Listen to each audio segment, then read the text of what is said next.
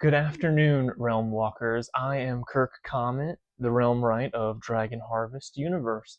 And in this episode, we're going to be talking about dialogue, specifically why we have dialogue, how dialogue should be used, and the ways we can use it to add to the story as opposed to take away from it. So, with that, let's get into the episode. First of all, dialogue happens all of the time. We're talking to each other right now, in a sense. This is a one-way conversation until you comment back, which you should. How's your day going? Let me know. Dialogue happens all of the time. We have to engage in communication, whether that's verbal or non-verbal, with other people to get somewhere. And if we refuse to, that in and of itself communicates something about us and how we feel and what we're doing with others. And so dialogue is going to happen in your book, one way or the other, whether that's internal dialogue or external dialogue, because we talk to ourselves, right? They say if you're not talking to yourself, you're talking to yourself. So choose to talk to yourself well. But dialogue happens. The question is how do we make these conversations people want to be a part of? Well, in the case of fantasy, people have come to your book because they want a fantastical, if we can use the word, story.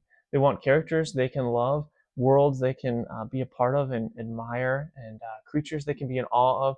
And so we have an opportunity when it comes to our dialogue to see it as a chance to do world building or plot development or character development in disguise.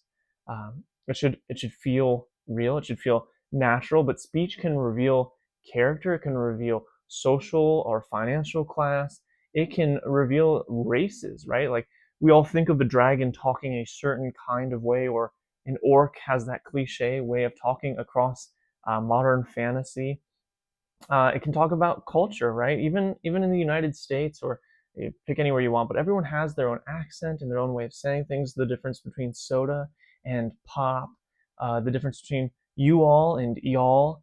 Um, these kinds of things can help us fill out our characters, and so dialogue has an opportunity in it for us to really strengthen our story. Let's get into that a little bit. Let's talk about some common dialogue pitfalls, because on the other side of that, you can way overcommit. Um, don't want to call anybody out. Let's just, we want to write a character from olden days, and so everything they say has to sound like it comes out of the King James Bible. And I'm not talking about the quality of the King James Bible. It's not what I'm saying at all. I'm not talking about that. But it can be too much at times. Um, it just gets exhausting to read. And so picking our moments, knowing when we want to distinguish ourselves as the character we're writing, to highlight those things, but also remember that we're speaking to a modern audience. And if we wanted a character who only, who was Russian, that doesn't mean that at points they don't have to say things in a way that we can understand, because we're not Russian. So we want to communicate that. We want to develop them as a character. Maybe they'll say certain Russian words, or if they do say, just if they only speak Russian, then they need to have a strong way of actually communicating to us outside of that, whether that be body language or an interpreter, or them being able to point. And so it's not so much like, hey, he's giving long orations. He knows we can't understand him, but he's like, hey, that thing over there, however you say that in Russian, while he's pointing.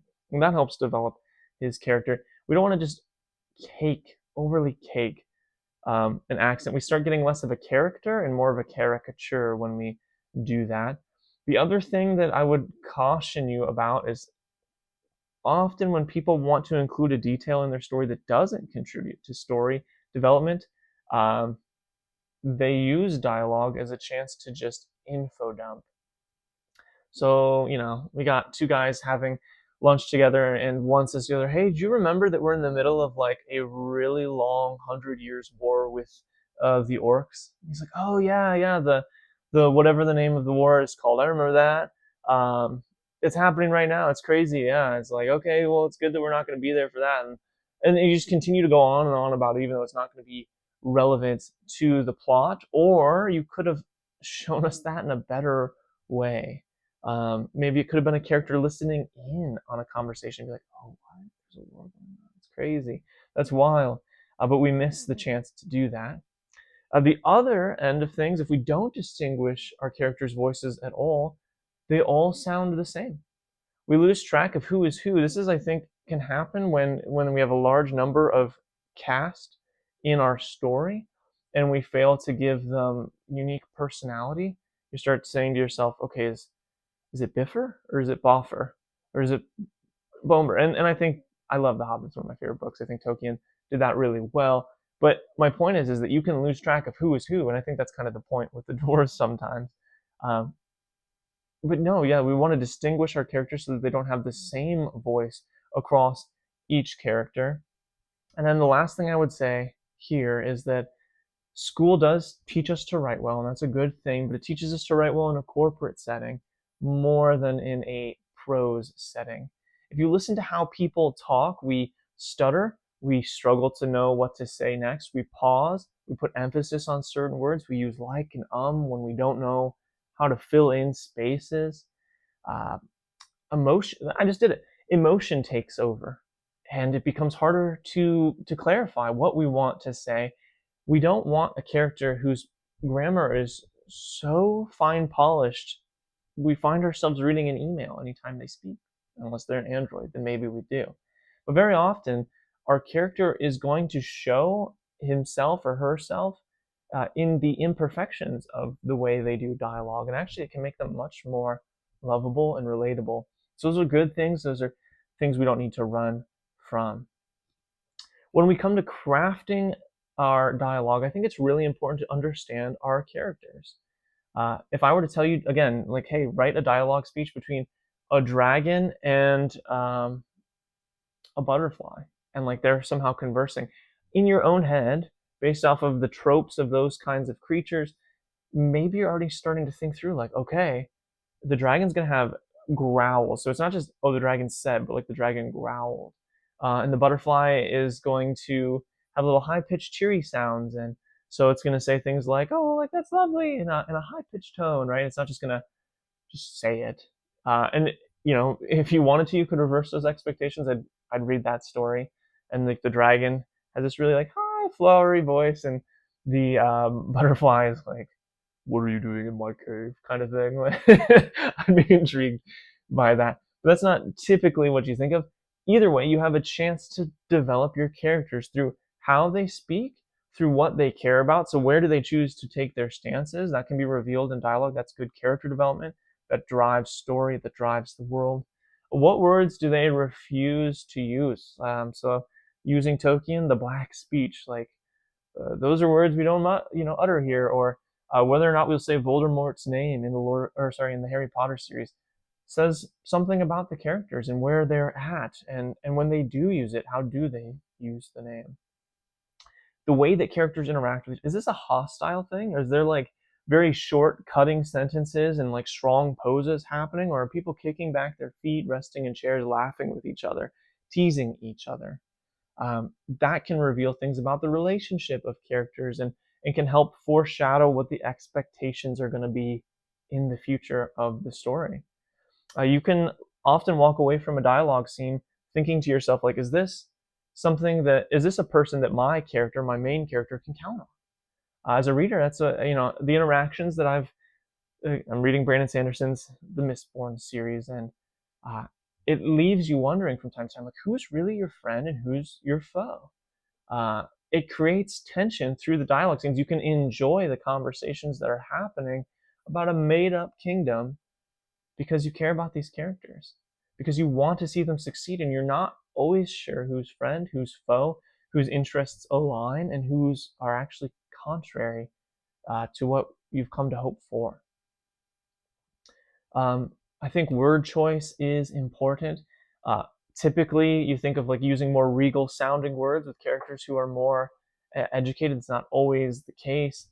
And it doesn't, it can be an arrogance kind of thing as well. You can have a character who thinks that they're better, and so they just use long, drawn out, superfluous words, right? As opposed to just saying like, hey, this is what I think.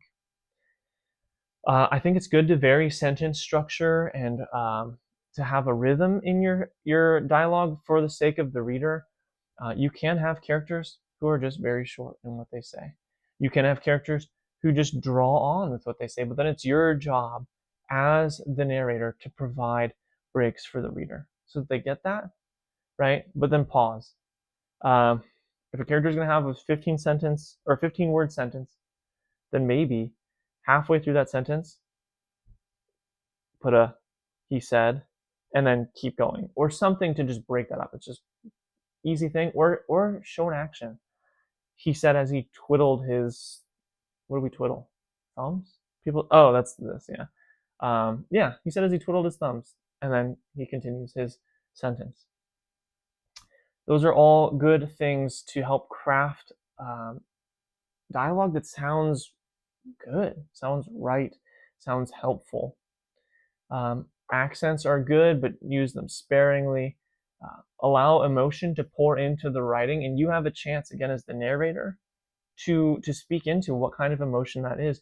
You get to tell the reader, he said it, but actually he commanded it, or he said it, but actually he was muttering it. And you have the opportunity to say that along with like non-verbal cues. You can speak into those. Like he said it politely, but he was holding a dagger to the dude's throat. So take that how you will. As an exercise, try and write a piece of dialogue between two characters. Decide who those characters are first, and then see if you can communicate who they are in the story. So think of maybe, for example, using a very like dark, shady figure, whether that's a Severus Snape type or like a necromancer or something just dark and ominous, and parallel that, or sorry, contrast that with something else, or give him a master, and see how you can develop that in the story. If someone's that person's master, they fear them. Are they quiet when they speak to them? Do they look down and away from them as they talk? And if someone is the master, do they look down at them? Do they tell them what to do? Do they lack compassion because they don't need to have compassion on them? They're, I don't know, the evil master. So final reflections and takeaways. Dialogue is not something to be feared, but something to be utilized and loved, and to be utilized well. Just like any of our other opportunities to develop world inside of action or character or plot, dialogue gives us the same window, and we should always be working towards that end, is to like really give the person who's reading this story what they came for. And so you know your unique selling points, but bring it to them. Fill out this world. Usually if it's a fantasy world, like people did come at some point to get something of a world in it, to see something a little differently, to be taken out of the place they're in just a little bit. People came for characters to root for. People came for a story that mattered. Do it. Drive it home. Find a way to make the dialogue count for those things. Remember to vary sentences. Remember to vary sentence structure. Remember not to be caricaturing people as best as you can help it. I realize the only person's voice I really know how to use is my own, and so it's an honor to like get to step into other people's shoes a little bit, and then just do the best you can. And remember, you're telling a fantasy story. It can be a little ridiculous sometimes. If you haven't subscribed, please make sure you do that. That'll help you continue to be a part of the Forging the Realm podcast, but also it'll help you interact with us as we walk these realms together. In the future, we're going to be discussing things like magic systems. We're going to be looking at world building and using maps well. Stay tuned. Thanks. Bye.